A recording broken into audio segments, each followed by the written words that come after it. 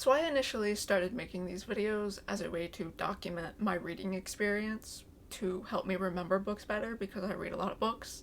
And over time I forget either like the general plot and also what I think about it. And I just wanted to remember that more. I was literally making these videos for months before I even started a YouTube channel.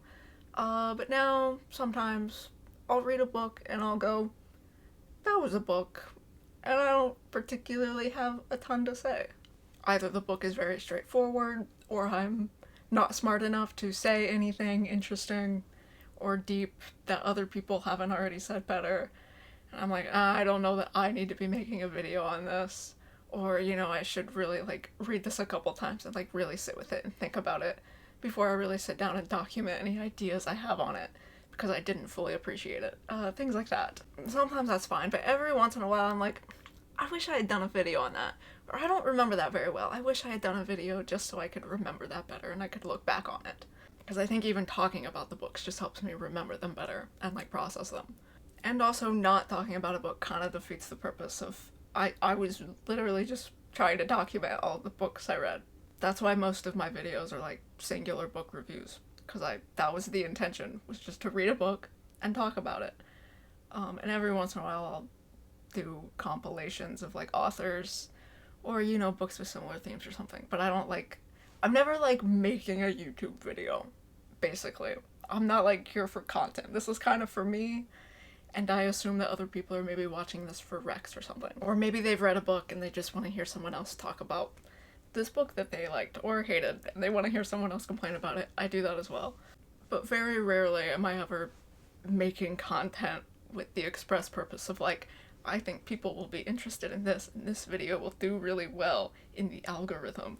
I'm just kind of reading, and that's what this video is just a miscellaneous compilation of very random, unconnected books that I have read recently that I didn't really feel like talking a lot about, but I will probably talk for longer than I anticipate. That's also usually what happens. I sit down to record a 15-minute video and talk for 45 minutes. So let's see how long this video ends up being. But these are just some books that I read recently. Most of them were good, and that's also why I want to talk about them, because someone is probably watching this looking for recommendations and new reads, and most of these books are good, so I would recommend them. And then if I don't make a video, maybe people are missing out on hearing about some of these books, so I may as well just talk about them a little bit. Today I finished reading A Little Kissing Between Friends by Chencia Higgins.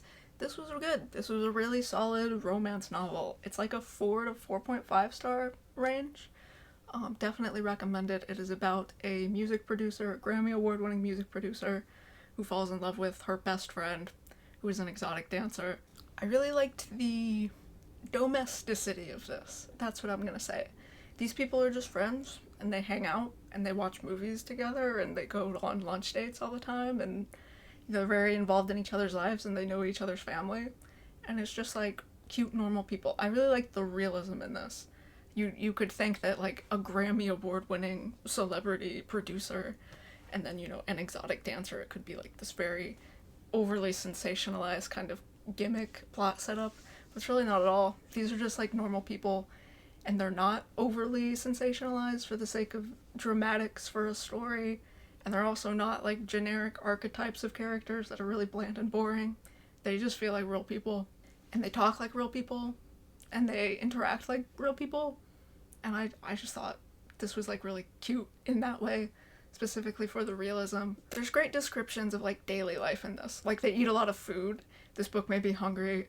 There's great descriptions of loaded French fry, brisket, delicious barbecue shit that I want to eat real bad now.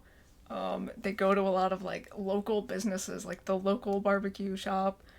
There's a coffee shop they go to. Even the gym is locally owned, and they sort of have these relationships with these people in their community, and they're also very interconnected with their friends' community and their family. It's a really good sense of just daily life in a neighborhood, with the people you love, having a village. One of these characters is also a single mother. She has a son who's really cute. There's one really, really, really cute scene where we're introduced to her son, and she's picking up her son from his father's house, and the way that they're all friends still together. It's not an unhappy divorce here. And And the way everyone loves this kid, and he has such a large sort of family and sort of village, and the kid's really cute. What I was missing from that was seeing Sin the star. Sin is the music producer. We never see Sin interact with Juicy's son. There was such a missed opportunity there. I was so sad about it. Because Sin basically never thinks about how, like, if she gets with this woman, like, she's gonna be a step-parent. You know? She's gonna be a mom. There's a kid here. And she almost never talks about the kid, even though, like, her brother talks about the kid because Juicy, the mom, is really close with Sin's family because she got kicked out of her own family for being queer. And so she's really close with Sin's family. The brother talks about the son, and even Sin's grandma, like, babysits the kid all the time. But, like, Sin never talks about the kid. Like, that's your son. That's gonna be your son, man. I thought it would have been really, really, really cute if we had gotten to see them, like, form a parental bond. A parent-child bond kind of thing. That was, like, the only thing missing from this. There's also, like, maybe some miscommunication stuff happening at various points that's, like, not everyone's favorite thing. It's not that bad. It's fine. It's a pretty realistic kind of drama, you know, for their relationship to have. But I love this. I like the writing. I thought it was really funny at times. I like that there's a stud. I love butches. I love that sort of butch-femme dynamic. I liked the authenticity of their relationship and their interactions, and I thought this was a really good, really cute romance novel. Also plenty of spice. So it's funny, it's sweet, it's spicy, it's everything you want in a romance novel. So this was really good. I've also heard good things about Chencia C. Higgins' other book, Devon and Chris Plan a Wedding, so I'll definitely be reading that at some point.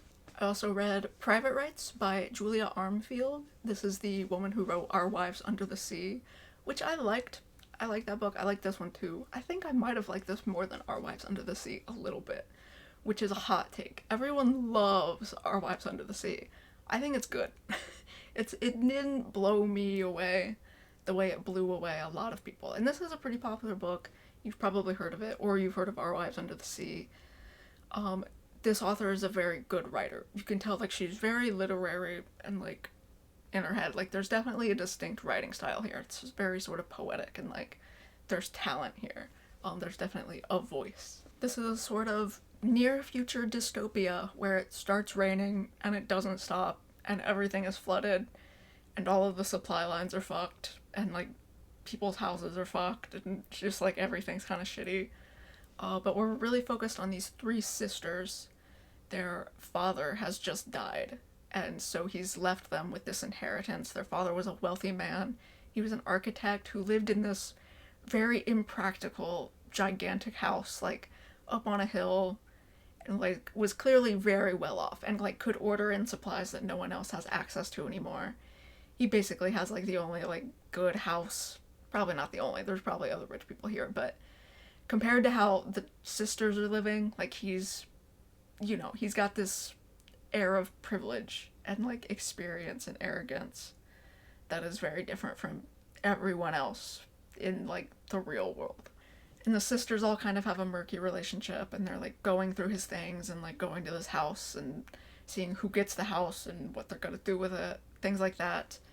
And then the sisters all have different personal problems. They're all gay. I loved that. I think that was what made me love this more than Our Wives Under the Sea. It's just because, like, all of our main characters, and we get all of their perspectives, they're all queer. And it's just a group of messy queer daughters. And, like, the youngest, she's, like, the half-sibling of the other two, so she feels like an outcast, and she's way younger. She's kind of like a playboy who doesn't settle down, but she meets this girl who just, like, basically doesn't leave. She finds herself accidentally in a relationship. The oldest is a therapist who is the worst therapist I've ever seen in my life. Very bad at her job. She's recently gotten divorced. Her ex-wife keeps calling her. And then there's the middle daughter who is in a sort of very loving relationship. But yeah, they've all got their own trauma and their own history with this house and their father. But I think I liked the dystopia aspect of this and, like, the sort of apocalyptic commentary. It is a very personal story, but there's also clearly a lot going on allegorically with, like, the father being, like, the rich, entitled guy, and, like, everyone else being literally underwater and, like, just having a bad fucking time. And things are only getting worse. and how people are reacting to that. This is another like really good one that I'm not smart enough to analyze. If you're looking for analysis of this, there probably is some really good analysis of this out there. You're not gonna find it on this YouTube channel. But I'd be interested in like rereading this and doing a deep dive and like watching other people who are smarter than me talk about this. I think it has a lot to say, like thematically, and I think it does it really well. And Our Wives Under the Sea was a story about a woman whose wife is like a marine biologist. She goes on a months-long expedition where she basically gets lost in a submarine and then comes back weird. And she sort of has to deal with the fact that her wife is very strange and there's this giant shift in their relationship and it's not what it used to be, and it's sort of like she's grieving a partner that she hasn't lost that is still there, but it's so different that it's, you know, irreparable. That felt sort of more personal, like there's less political commentary going on. I think there is still some. There's things about like the healthcare and the way this disappearance was kind of handled. There were other people in the submarine as well, and they're all also struggling in various ways. So you could definitely read that as political, but I think Private Rites was like doing more or like saying more and was more of like a contemporary issue kind of book, touch or honor. Insightful analysis here at mostlysapphic.books.youtube.com. That's not even the URL. I don't even know my own URL. Who cares? Then I read Knock Knock Open Wide by Neil Sharpson. Maybe there's a theme of like horror books. This isn't super horrific. Well, it gets pretty horrific at times. Private Rites really isn't horror. It's kind of like lit fic dystopia, so it's not really horror. There's another horror book coming up, so maybe we're in like weird dystopia horror kind of thing. I don't know. This isn't a dystopia. It is inspired by Irish folklore. Now the writing of this is really good and carries it and does a lot of heavy lifting. It's quite funny at times, even though it is sort of darker in tone. There are a lot of interesting terms of phrases and like verb choices. There were a lot of moments where I was like, oh, that's a good line. That's a really good way to phrase that. It really evokes an image or is interesting. And this narrator is very omniscient, and we're sort of jumping around from character to character. And sometimes we'll even get scenes that are told through the perspective of like a background extra. Like the bartender will be the point of view character for the scene where we're witnessing two of our other more important characters having a conversation at the bar, and then the bartender will make like wrong assumptions about them, or you know, like this perspective really highlights the flaws of a human perspective and like how we get things wrong. A lot of books are told from one perspective and we're like, okay, this is our person, we completely trust their point of view, everything they say is accurate, we're on their side. And this shows you that like people don't always know what's going on, whether it's the bartender assuming someone is a couple when they're not, or it's like one of our other characters seeing another character with an older woman and thinking that's her mom, and it's not her mom, it's her aunt, and we know that, but the character doesn't know that. Things like that, which is really interesting, and I liked the way it was done, and it's well written. However, it does bomb the pacing. Like, for the first half of this book, you have no idea what the next scene is going to be. It jumps around so much to so many people, and we're also in dual timelines, and so it's like, you literally have no idea what is going to happen next, or like, who we're going to be with, what storyline we're tracking, how these things are going to interconnect. They do eventually interconnect, but like for the first half of the book, it's quite slow, and you're like, there's nothing driving you to keep reading this. There's not like, I need to know what this is, or like when this happens, or oh my god, next we're gonna do this, and I want to see that. You're just like along for the ride, and I think the back half really focuses up. We've established our main characters, and we get a lot less of that perspective switching. We're really just in the point of view of like our main characters, and you actually can predict like what scene is coming next, and you see a clear line through the story of like where this is going to go, where this is going to end, how these people might react to this thing that's definitely coming up. I think this book really finds its focus in the back half, and the back half is stronger than the first half. Even though occasionally you do miss those like fun side character kind of perspectives, because they are interesting and they're well written, but they do tank the pacing and like sometimes don't serve a purpose. They seem just like kind of fun. But this was the kind of book that I think I would like to reread, because the first half was kind of slow. It took me a little while to get into this and like where we were going and what like the focus was, what the direction was. And so I think if I went back and reread it, knowing how all of the little things link up, then I would appreciate the beginning more, or I might see more value in like some of the things that happened in the beginning.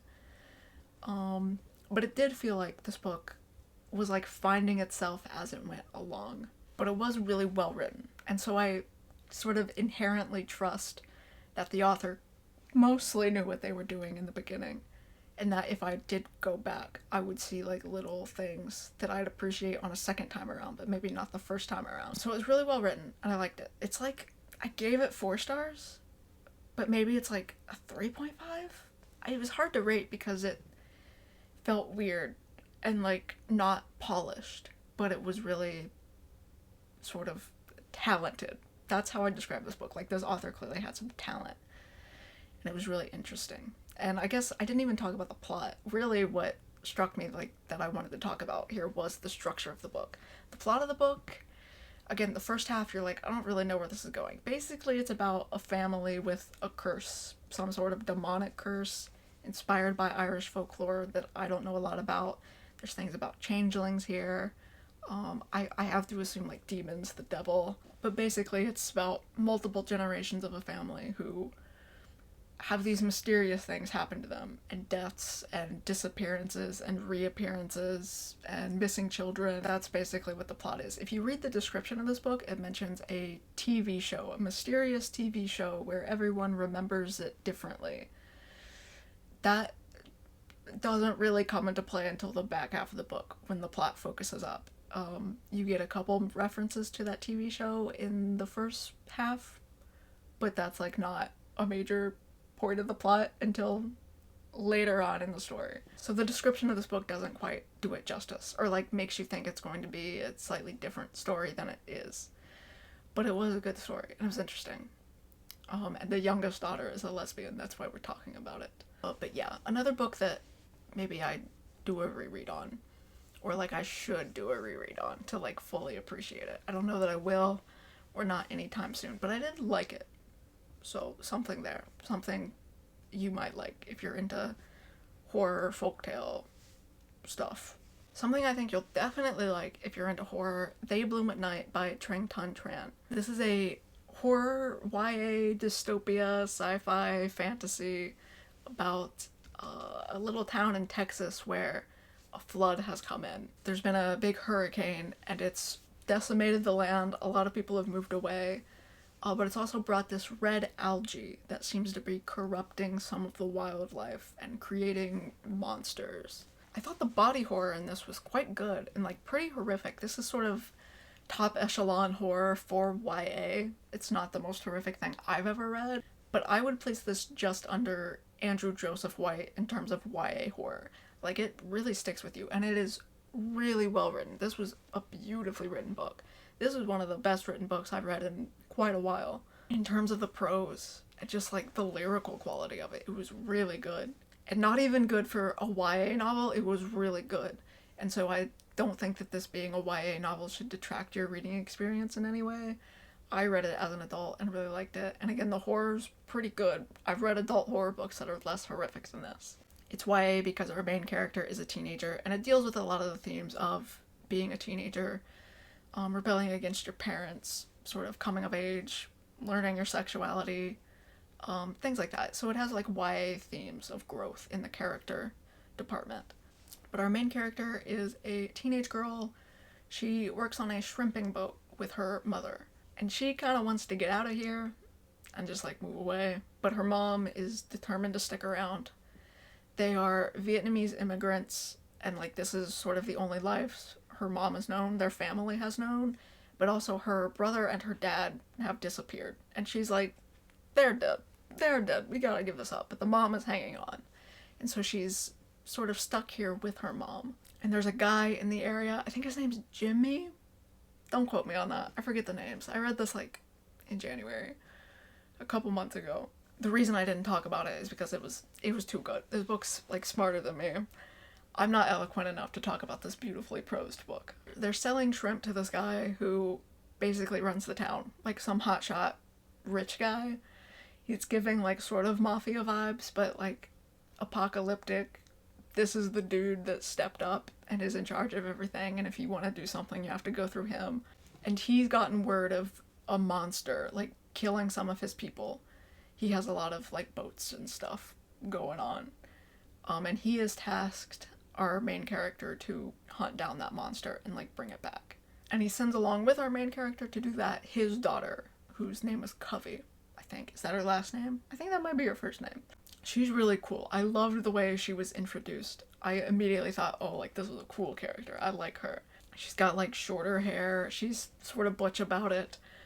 She's reading a book and, like, using a knife as a bookmark while she's sort of, like, surveying all of her father's workers. She's got, like, heir to the kingdom vibes, you know? Like, you can't fuck with her. Like, she's that guy's daughter, and, like, she's tough in her own right. So Covey is the love interest, and we see these two girls from two very different backgrounds come together during this mission to track down this monster.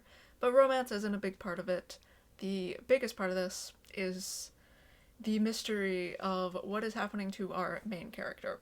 So she is turning into some sort of fish monster. The algae doesn't just affect fish and, like, crabs and, like, the shrimp they're catching. It can affect humans. She sees these changes happening with her body, and she's keeping it a secret, obviously. Her mother is kind of aware of what's going on, but doesn't, like, see her as a monster. Her mother is sort of invested in this idea of a god. I won't get into a lot of spoilers, but there are some, like, fantasy elements to this, as well as, like, science fiction. But there are some science fiction elements as well. They're also on the hunt for a missing researcher who was researching this algae and has disappeared. So at the heart of this is absolutely, like, a sci-fi horror mystery. Again, the body horror was really good here, and I really liked it. And I really liked that it could be read in a lot of ways. This young girl is changing. She's literally changing, but it feels metaphorical for a lot of the things going on in her life. Obviously, the transition from teenagehood into adulthood, the transition from the old world into this new reality. She's sort of just discovering her sexuality. There was an incident that took place that keeps getting hinted at, that took place on Makeout Cove. That's not what it's called, but that's what it is. I won't spoil that, but you can kind of guess where that's going. That's there if you're sensitive to that topic. That incident really affected her in a lot of ways and sort of affected how she sees herself. And this transformation is very queer-coded. Yes, she's turning into a fish monster, but it's also about gender. There's a lot of sort of gender references here. Dreams where she sees herself as a boy, as her father's son, and she talks about how her brother was treated differently than her, and it's just because she was a girl and he was a boy, and he was allowed to do different things than she was. And you can read that in a genderqueer, transgender way, or you could read it in just, like, a womanhood way, in a feminist way. She's struggling with girlhood because she had this bad incident that makes her think differently of her body and the way it can be used and the way it's seen by men. She has this innate rejection of womanhood because of the way her womanhood has made her be perceived by her father, the way it makes her be treated differently in ways that she doesn't like, or it can be a gender thing. I think this would be a great, like, book club book. There's a lot going on beneath the surface, and I think those are all, like, valid readings. And I think each person reading this book could latch onto a different idea or read the text in a different way. This would be a great book to, like, write an English class essay on. Lots of concepts to work with there. Really deep, really beautiful, really queer in ways I didn't expect. That felt really deep, especially for a YA novel. It didn't feel surface level. It didn't feel unfleshed out. Just beautifully written, and it doesn't treat teenagers like they're stupid or like they wouldn't be able to read something written at this level, or they wouldn't be able to analyze these themes that are so nuanced and so multifaceted and could be interpreted in so many different ways. And I think it toes the line between, like, what's canonically accurate and what's sort of left up to the interpretation of the reader, and how all of those readings can make sense, and you could sort of read this a different way every time you look at it. I thought this was really, really well done. Like, a really fantastic 5-star book. Another book I gave 5 stars, but like less in a fantastic way and more just like, I think this is good. That is the L Word biography that just came out recently. So Gay for You. Hold on, let me read the whole title. So Gay for You, Friendship, Found Family, and the Show That Started It All by Leisha, Hailey, and Kate Moennig. Who was a name I think is like Moennig. I've never known how to pronounce that. It actually explicitly says in the audiobook where I listened to this and heard her name be pronounced. I think it's Moennig, actually. I apologize to all of the hardcore L Word fans. I have seen the L Word. Of course, I saw it like 15 years ago. I once almost rented the first season DVD from the library, and my mom was going to let me when I was like 14, 15, but for whatever reason, my grandma was there with us, and she said, I think this might be rated 18, and so my grandma cucked me from getting the DVD of the L Word from the library, and I didn't even want to see the titties. It wasn't about the titties, it was about the culture. It was about the queer history. It was about this was the only fucking gay show, and my grandma cucked me. Why did you do that, Grandma? But don't worry, I got to watch all 6 seasons on YouTube in 10-minute increments at 240p with Portuguese subtitles the way God intended. So I've seen the show, but I'm not like a super fan. I've probably rewatched like season 1 a couple times. I watched the Generation Q, which was something. So I liked this as someone who's seen the show.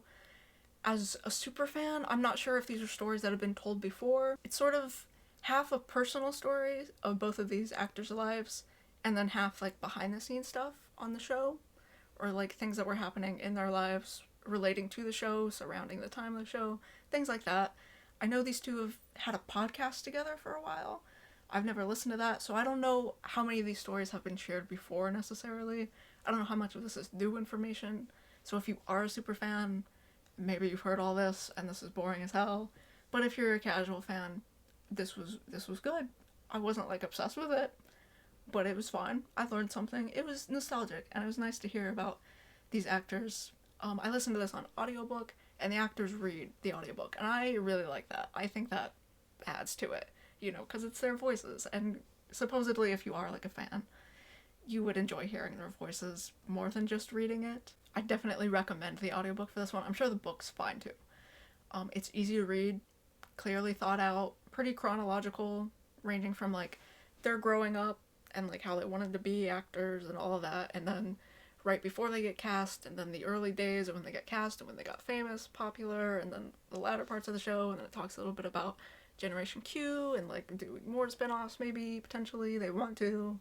Stuff like that. So it's pretty chronologically organized, really easy to follow, well-written memoir, pretty funny. Leisha Hailey's funny. Of course Leisha Hailey's funny. Good little read. Non-fiction. I don't read a lot of non-fiction. But this was fun. I think it was good for a non-fiction novel, so I guess I'll give it 5 stars.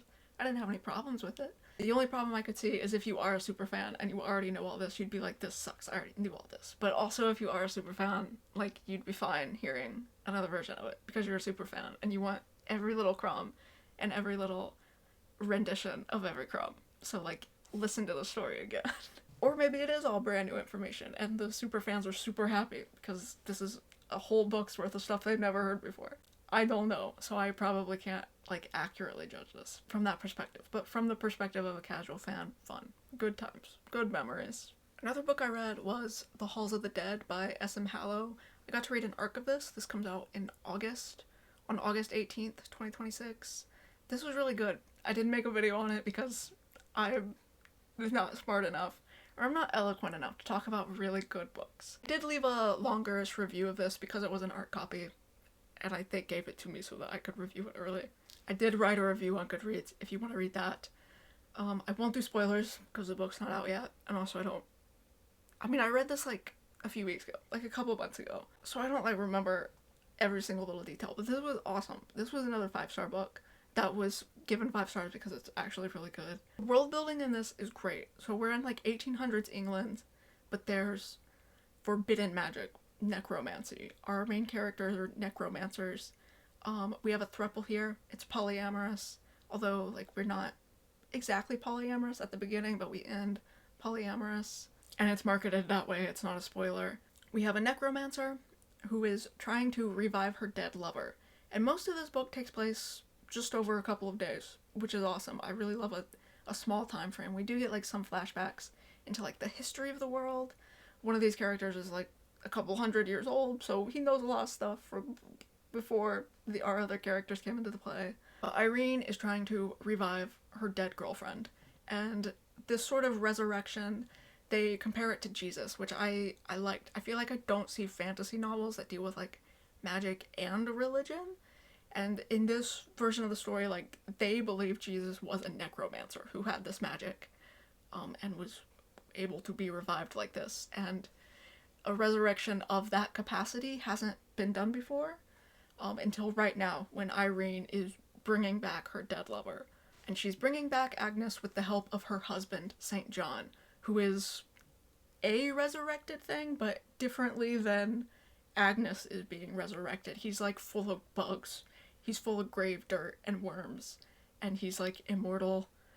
But there are ways to kill him. But like he's immortal. He's some sort of monstrosity saint who is there to guide other necromancers. There's sort of this underground legion of necromancers, and he finds people and helps them, and then when they die, he turns their bodies into books.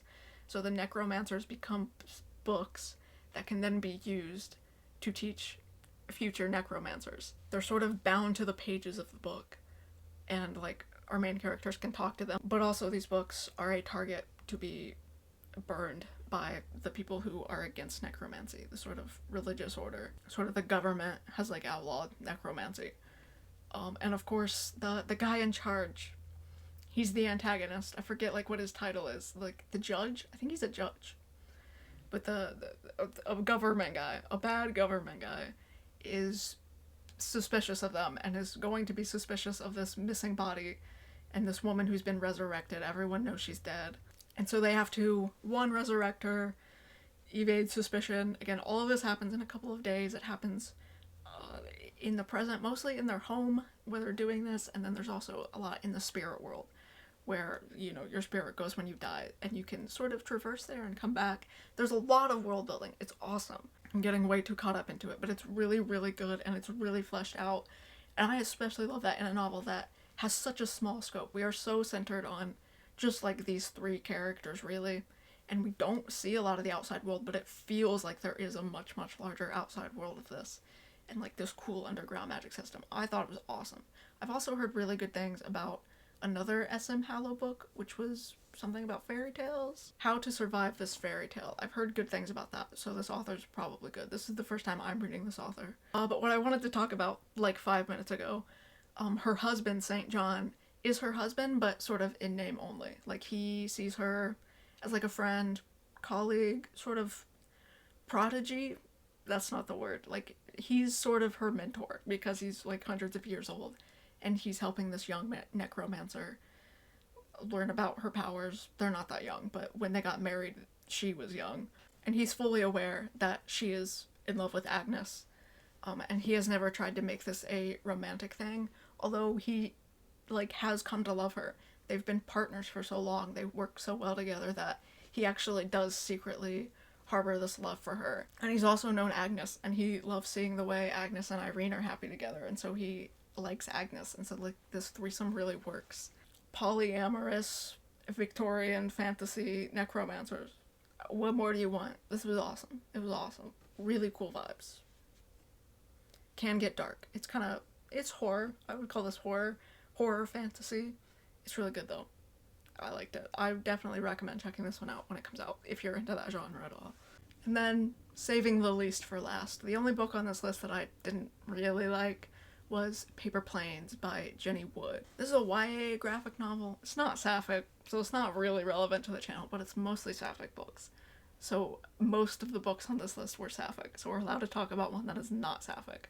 But it is queer. We have an ace main character and a gender queer, non-binary main character. Actually, there might be a lesbian side character, so maybe it is sapphic. Maybe it's a little bit. Don't worry about it. And then also it's implied that one of like the counselors might be a gay woman, but it doesn't matter. It doesn't matter.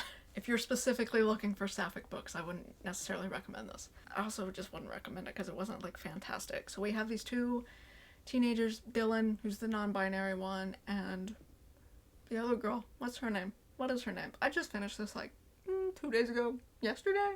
Leighton. Her name's Leighton. She's the ace one. They have been sent to some kind of summer camp because of something bad they did. It doesn't tell you right away. It's sort of like a mystery. It keeps building into it. We go back and forth between the present day where they're at the camp and flashbacks where they're living their lives from several years ago when they first met to like 4 years ago to 3 years ago to random moments in their friendship / relationship. They were almost a thing, but then the ace girl realizes she's ace and the non-binary person gets their heart broken, kind of, and it's messy. It doesn't matter. Who cares? I mean, someone reading that for the ace storyline might care. Someone cares about that, but like I didn't. Whatever. And like now they're not friends, and we don't know why they're not friends, but they're clearly like kind of friends or like sort of allies at this camp where they don't really know anyone else. They make a couple other friends, or like one friend. Dylan makes one friend who might be a lesbian. She speaks in like social justice warrior terms. I don't know. She's like clearly the gay kid at the camp. And she's like outspoken about all their activities need to be eco-sustainable, and she uses she her pronouns, and like it's very like in your face, the writing is. Some of the writing's just like not good. And it's not that I'm against eco-sustainable activities at summer camp. I'm very for that, and you can absolutely share your pronouns. I'm all for that as well. But it's the way it's written. It's just like in your face. Like, oh, this is the gay character. This is this type of person. It comes across very stereotypical. Some of the writing is just like weak in itself. There was a line where Leighton is like trying to get out of something. She's like making an excuse, and she's like, I have to go. My older sister is supposed to be supervising me tonight. And I'm like, why did you phrase it like that? Like, there's just a couple of moments where it's like, no one talks like that. And it's kind of all over the place with like how frequently it flashes back and forth. And sometimes you're like, when is this? Or how old are they? At first I thought they were like 14 or 16 at this camp, I guess. I don't know. I got confused about their age. It's kind of like really fast paced, and you just kind of don't really care. And they're not the most likable characters. I guess I like Dylan. Leighton's kind of like a spoiled rich girl. It's kind of whatever. I saw a review of this. Someone on Goodreads wrote a review of this where they called the rich girl pure evil. They were furious. They hated this girl. And I was like, damn, she must do something really terrible. I can't imagine calling a 14-year-old pure evil. She's not... I wouldn't call her pure evil. I was really waiting for like something awful to happen. And it didn't really happen. So I don't know what that reviewer was on about. I fucking love Goodreads reviews though. Holy shit. I love people with just strong opinions on things that don't matter. But she is kind of unlikable. And like, okay, they're in the camp because they did something bad. And the bad thing they did was actually, it was worse than I expected. But it was like borderline an accident, and honestly mostly Dylan's fault. And so like I was like, oh, Dylan, that's fucked up.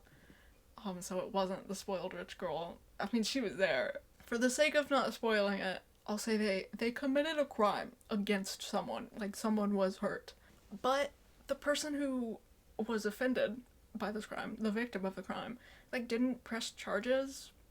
And, like, supposedly the police weren't involved. Or, like, they never, like, talked to the police or talked about talking to the police.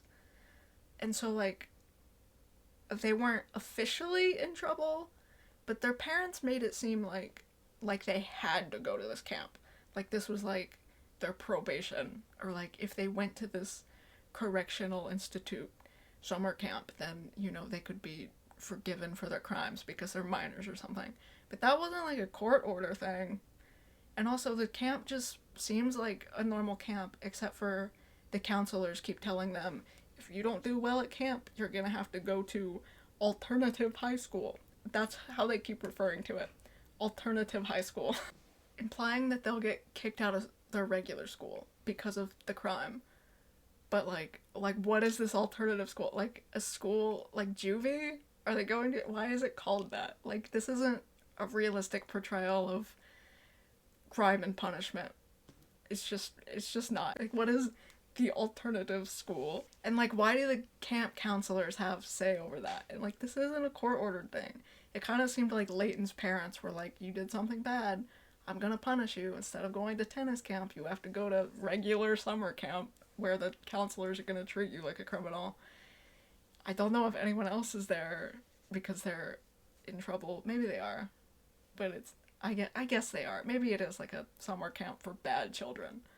But, like, why does the camp have authority if it's not, like, court ordered? I don't know what's going on. I don't think this was very accurate. Like, it just wasn't realistic. But whatever, it's about their friendship and coming together and taking responsibility for their actions. And they pass each other paper planes all the time. That's why it's called paper planes. Who cares? It was weird. It was okay. It wasn't terrible. The art's kind of cute. But it just didn't land for me. Like a paper airplane that landed poorly. Wow, that's so deep. And so as not to end on a negative note, I will actually save the best for last. I did reread Metal from Heaven. This is the second time I've read it. It was even better the second time around. This book's awesome. I'm not smart enough to talk about this book. I did do a video on this book last year when I read it in March of last year. I actually read this like exactly a year apart. I think I read it March 2nd, 2025, and then I finished it March 6th, 2026, or something like that. So I did do a video, but I was not eloquent, and this book there's so much here, and it's so brilliant, and it's so well written, and it's so deep. I will reread this again. I will reread this several times. Awesome book. My brain does not do it justice, and my lack of eloquence does not do it justice. This is a second world industrial fantasy novel about a 12-year-old girl who is a child labor worker in a factory. Her factory goes on strike, and the man who owns the factory and is basically in charge of the entire city massacres all of them. She is the sole survivor of the strike. She runs away. She joins a group of lesbian biker bandits. She becomes an infamous highwayman, and she vows to one day kill the man who murdered her entire family. She lives in lesbian communist utopia bandit city. She has a bunch of tattoos. She rides a motorcycle. She's stone butch, a stone top.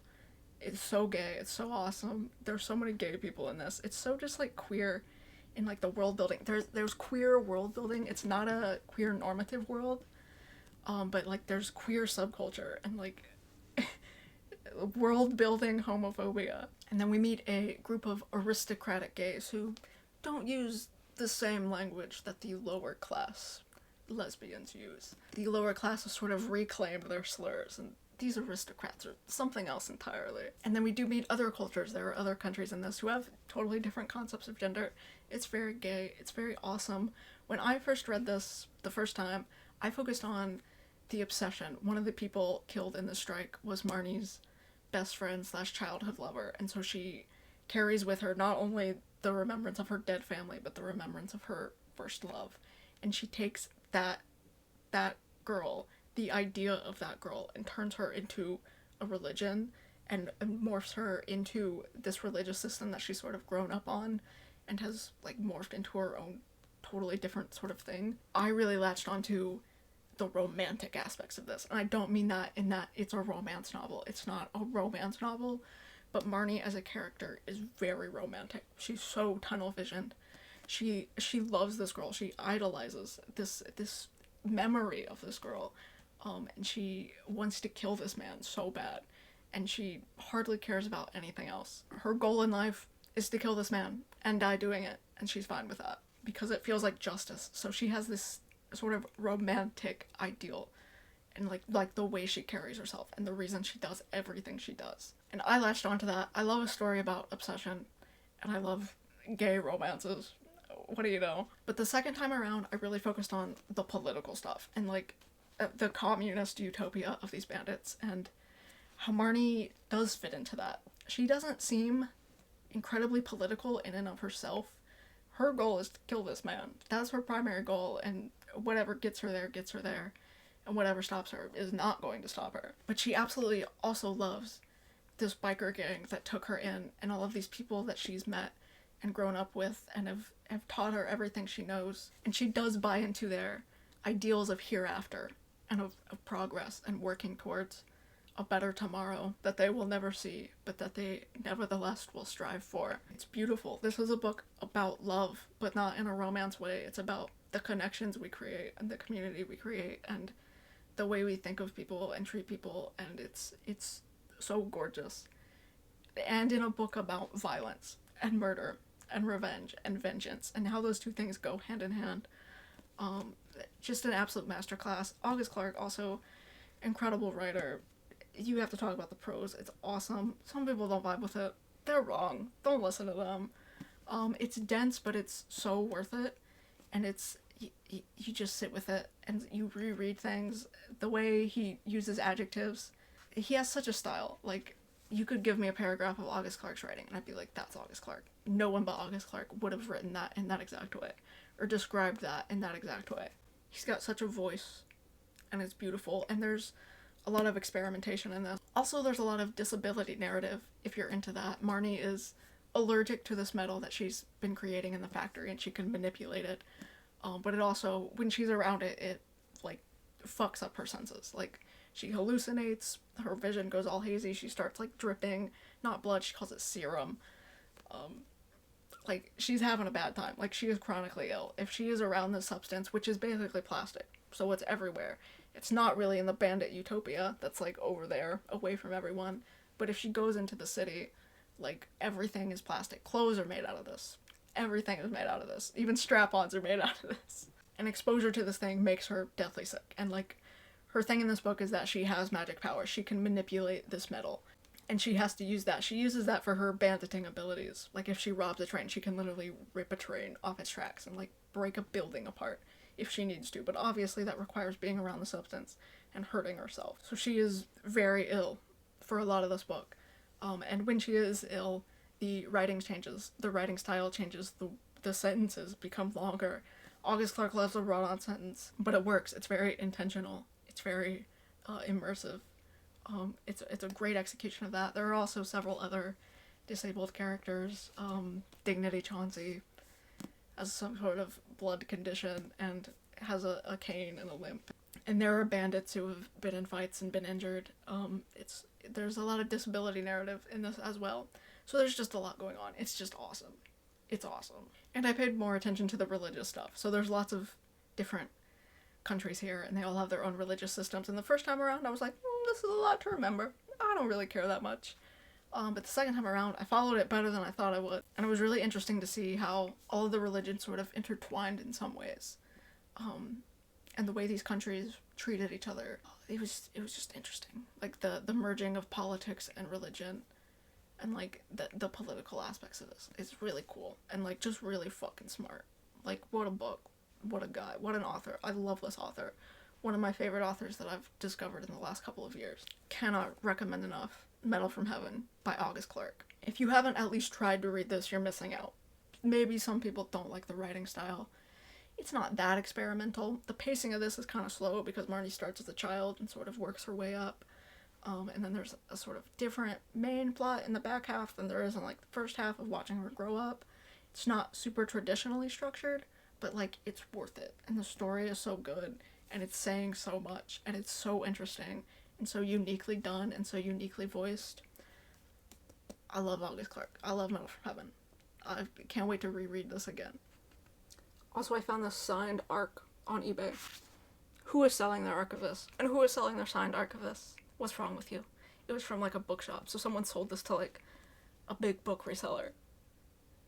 Why? Why would you do that? How could you sell a signed ARC of Metal from Heaven? I did buy it, though. That's why. So that they could make money. But no, this is priceless. This is one of my prized book possessions. Holy shit. So thank you to that asshole. Don't sell your ARCs.